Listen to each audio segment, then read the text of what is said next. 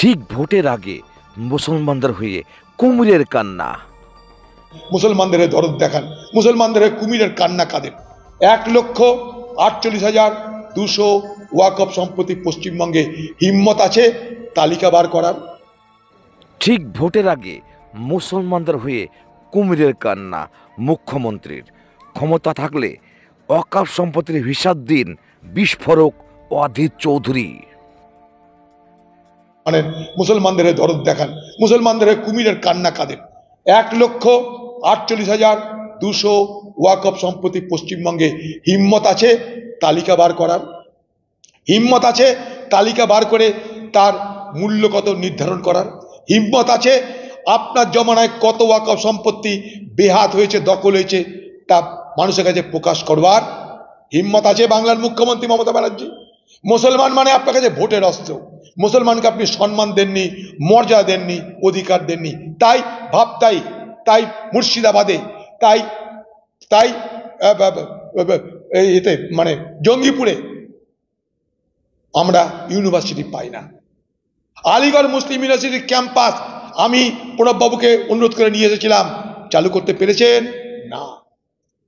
মুর্শিদাবাদে 1 কোটির উপরে মানুষ বাস করে, ইউনিভার্সিটি আছে নাই।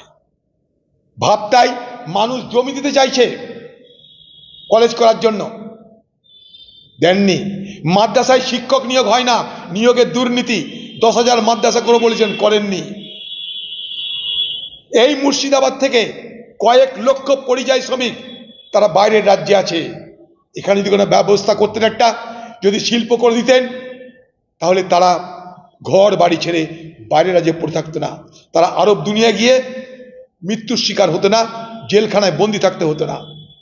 কুমিরের কান্না কাঁদে বাংলার মুখ্যমন্ত্রী মুসলমানদের জন্য ঠিক ভোটের আগে। দেন ওয়াকফ সম্পত্তি হিসাব দেন, ক্ষমতা থাকলে দিন। ইমাম ভাতা বাড়ান, মুয়াজ্জিন ভাতা বাড়ান,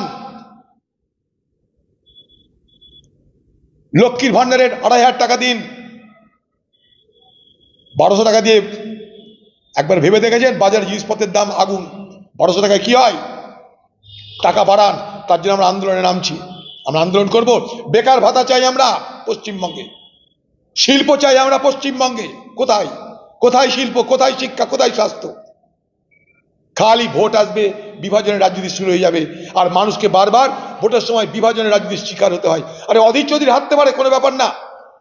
সাম্প্রদায়িক বিভাজনে আমি হারতে পারি, কিন্তু সমাজ যেন বিভাজিত না হয়। আমি হেরেছি, কিন্তু উভয় সম্প্রদায়ের মানুষের কাছে আবেদন করব যেন সমাজ আমাদের বিভাজিত না হয়। আমি একবার না 100 বার হারতে পারি, সমাজ যেন বিভাজিত না হয় ধর্মীয় সমীকরণের মাধ্যমে। কলকাতায়